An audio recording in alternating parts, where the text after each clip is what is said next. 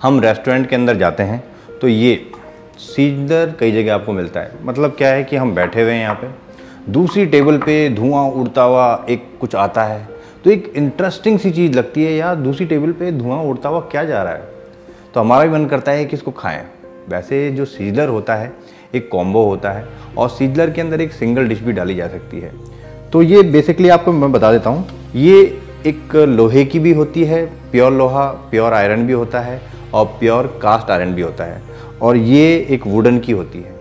तो यहाँ पे बिल्कुल इसको लाल कर दिया जाता है, गर्म कर दिया जाता है और इसके ऊपर ऐसे रख दिया जाता है।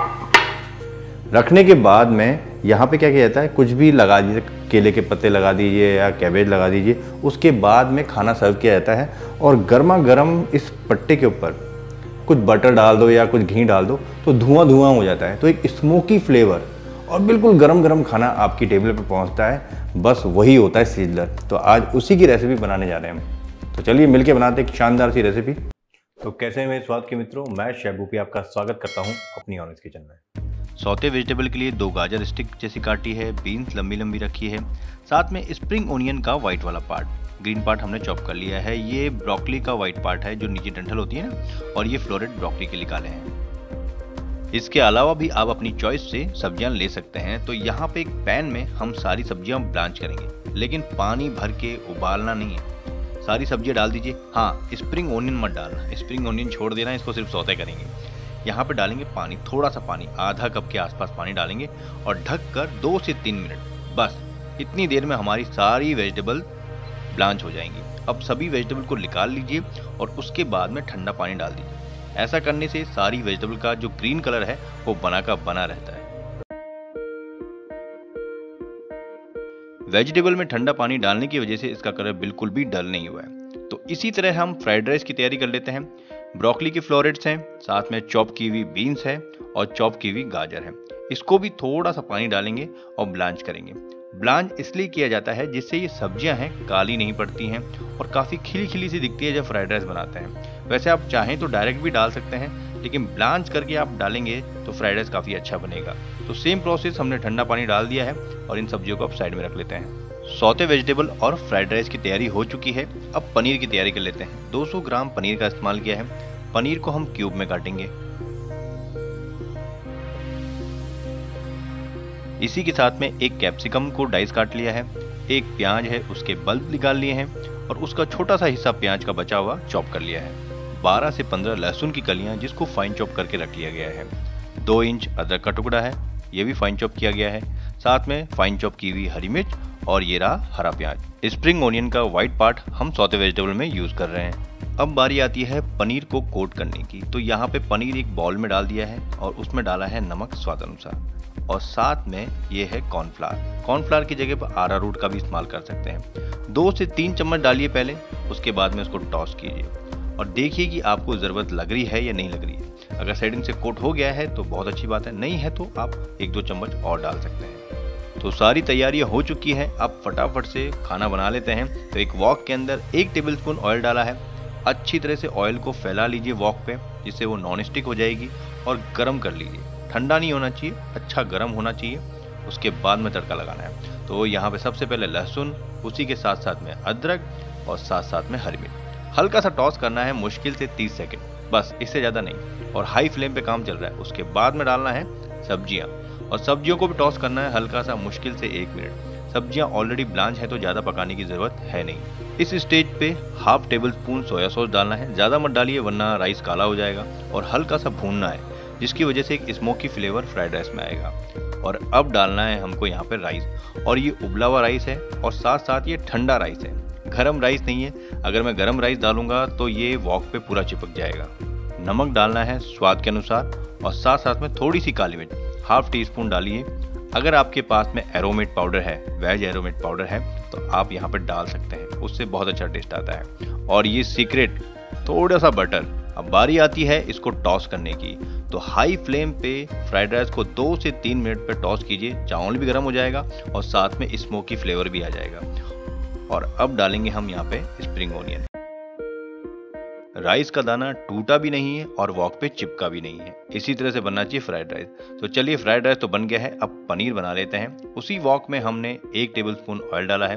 तेल को अच्छी तरह से गर्म करेंगे क्योंकि यहाँ पे सब हाई हीट का काम है। और सबसे पहले लहसुन डालेंगे, लहसुन के साथ साथ में अदरक, इसी के साथ में हरी मिर्च। हल्का सा टॉस करना है, कलर बिल्कुल चेंज नहीं होना चाहिए। उसी टाइम हमको डालना है ओनियन, कैप्सिकम और जो चॉप हमने कर रखा था प्याज डाल दीजिए। अब हाई हीट पे इसको सौते कीजिए। यहाँ पे सभी चीजें एक साथ सौते हो रही हैं। 1 से 1.5 मिनट यहाँ पे सौते करना है, ज्यादा ब्राउन करने की जरूरत नहीं है। उसके बाद में 1.5 छोटा चम्मच चिली फ्लेक्स, मतलब कुटी हुई मिर्च स्पाइसी करने के लिए, और 1 छोटा चम्मच चीनी मीठा करने के लिए, मतलब कि ये बन रहा है sweet and Sawar sauce.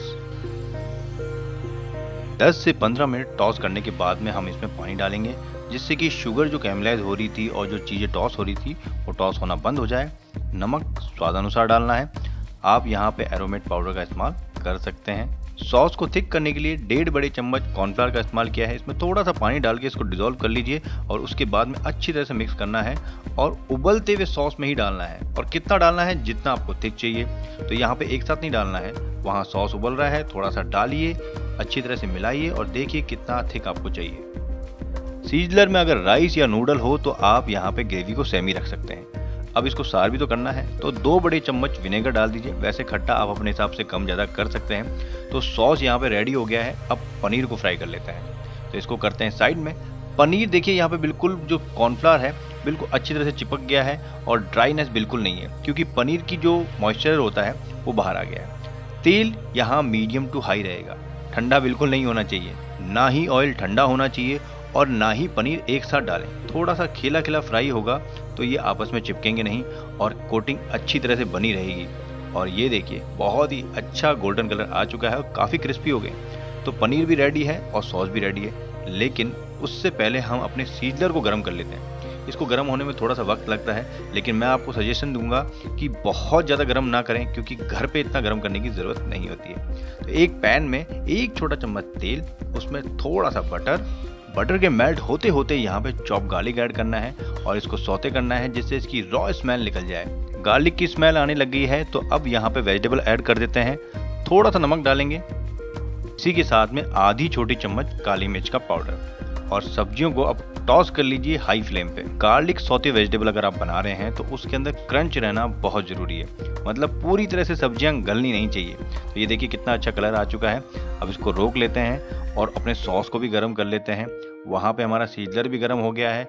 Paneer add कर लेते हैं, स्प्रिंग ओनियन डाल के इसको फिनिश करते हैं और सभी चीज़ें अब हमारी रेडी हो चुकी है। ये पनीर मैंने इसलिए लास्ट में डाला क्योंकि ये सोगी हो जाता है, उसकी कोटिंग उतर जाती है। तो अब सबसे पहले गरम गरम सीजलर यहाँ रख दीजिए। सीजलर की आयरन प्लेट पे डायरेक्ट खाना नहीं डाला जाता, वहाँ पे आप या तो पत्ता गोभी के पत्ते लगाएं या फिर आप केले के पत्ते लगा सकते हैं। और सबसे पहले यहाँ पे राइस डाल देते हैं। फ्राइड राइस को डीमोल्ड करने के साथ साथ सौते वेजिटेबल भी यहाँ पे अरेंज कर देंगे। लग रहा है ना सुंदर? और थोड़ी सी जगह करते हुए स्वीट एंड सावर पनीर डाल देना। ग्रेवी बहुत ज़्यादा मत डालना, इसीलिए मैंने आपको कहा था कि सेमी ग्रेवी बनाना, क्योंकि बहुत ज़्यादा डालते हैं तो सीजलर पैन वैसे ही गर्म है तो जलने लग जाता है। और पत्ते को थोड़ा सा ऊपर करना है और बटर डालना है। तो देखिए मेरा पैन तो यहाँ पे लगभग थोड़ा ठंडा हो गया है गार्निश करते करते, लेकिन आप करेंगे तो यहाँ पे धुआं आएगा ही आएगा। और हाँ, सीजलर पैन को बहुत ज़्यादा गर्म ना करें, क्योंकि बहुत ज़्यादा गर्म करते हैं तो उसको संभालना मुश्किल हो जाता है। तो जितना आप संभाल सकते हैं उतना ही गर्म करना है। तो फिर मिलते हैं नई रेसिपी के साथ में। जय हिंद दोस्तों, अपना ध्यान रखें।